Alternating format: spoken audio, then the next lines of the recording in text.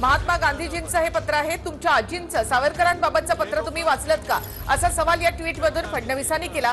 Sharad Pawar, PV Narasimha Rao यांची पत्रही तुम्ही वाचलीत का, असा सवाल देवेंद्र फडणवीसांनी राहुल गांधींना केला आहे। राहुल गांधी, तुम्ही मला काल एक पत्र वाचायला दिलं होतं, त्यातल्या शेवटच्या ओळी तुम्ही मला वाचायला सांगितल्या होत्या। आता मी तुम्हाला जे देतोय तेही तुम्ही वाचा। तुमच्या आजीचं सावरकरांबाबतचं पत्र तुम्ही वाचलं का? शरद पवार, पीव्ही नरसिंह राव यांची पत्र तुम्ही वाचलीत का, असा सवाल यामधून देवेंद्र फडणवीसांनी केलाय। त्यासाठी त्यांनी काही जे ट्विट आहे ते आपण वाचूया इथे। तर देवेंद्र फडणवीसांचं हे ट्वीट हिंदी में है। राहुल जी, कल आपने मुझे एक पत्र की अंतिम पंक्तियां पढ़ने को कहा था। चलो अब कुछ दस्तावेज आज मैं आपको पढ़ने देता हूं। हम सबके आदरणीय महात्मा गांधी जी का यह पत्र आपने पढ़ा क्या? वैसे ही अंतिम पंक्तियां इसमें मौजूद है जो आप मुझे पढ़वाना चाहते थे। अब जरा भारत की पूर्व प्रधानमंत्री श्रीमती इंदिरा गांधी, आपकी दादी, इन्होंने स्वातंत्र्यवीर सावरकर जी के बारे में क्या कहा था वो भी जरा पढ़िए। यहाँ वे वीर सावरकर जी को स्वतंत्रता आंदोलन का आधार स्तंभ और भारत का सदा याद रहने वाला सुपुत्र भी कहती है। महाराष्ट्र की राजनीति में अपना एक विशेष स्थान रखने वाले श्री शरद पवार जी वीर सावरकर जी के बारे में क्या कहते हैं, जरा वो भी पढ़ लो, सुन लो। इसी पत्र में वो 2 आजन्म कारावास का उल्लेख करते हैं।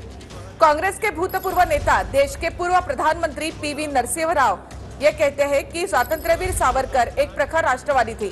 सामाजिक सुधार के लिए उनकी प्रतिबद्धता आज की युवा पीढ़ी को सीख देने वाली ऊर्जा, ऐसे कई बिंदुओं पर वे क्या कहते हैं वो भी पढ़िए।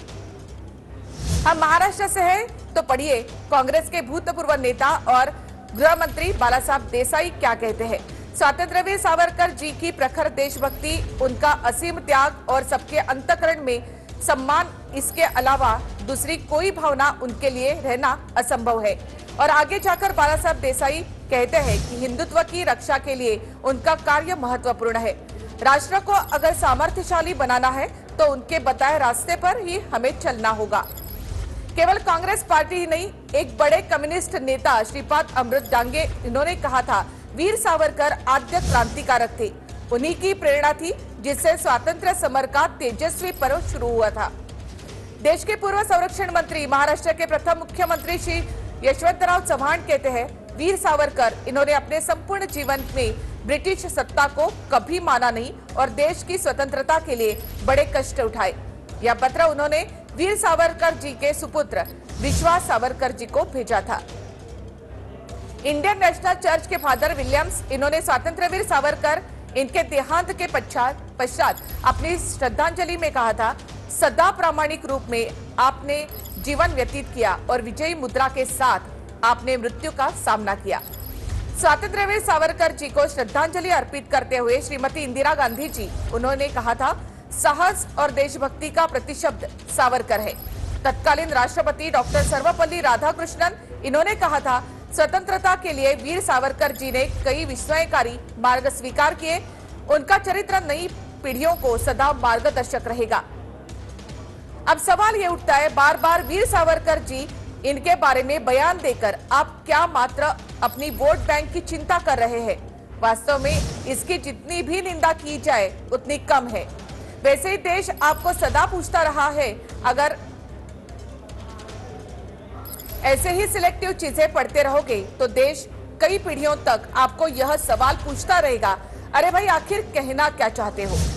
तर देवेंद्र फडणवीसांचं हे ट्विट आहे हिंदी मधलं, जे राहुल गांधींना त्यांनी हे वाचायला सांगितलंय। त्यांनी त्यामध्ये उदाहरणं दिली आहेत की माजी पंतप्रधान इंदिरा गांधी, म्हणजे तुमच्या आजींचं पत्र तुम्ही वाचलेलं आहे का? सावरकरांविषयीचं त्यांचं काय मत होतं तुम्ही ऐकलंय का? त्याचबरोबर शरद पवार असोत, नरसिंह राव असोत, त्यांनी काय लिहिलंय किंवा त्यांनी काय पत्र पाठवले हे तुम्ही वाचलत का, असा सवाल यामध्ये फडणवीसांनी राहुल गांधी यांना केला आहे। आजच्या शेगाव मधल्या या सभेमध्ये राहुल गांधी या सगळ्या प्रश्नांची उत्तरं देणार का, याकडे आपलं लक्ष असेल। अरुणभाई गुजराती सुद्धा आज या व्यासपीठावर पाठिंबा दर्शवण्यासाठी इथे उपस्थित झालेले आहेत।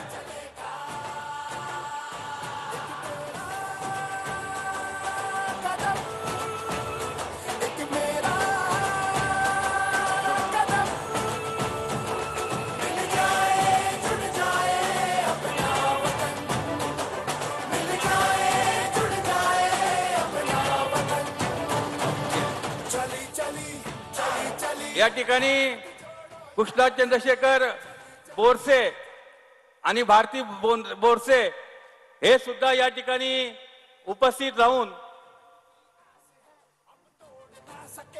हा त्यांचा मोबाईल नंबर आहे. ठीक आहे.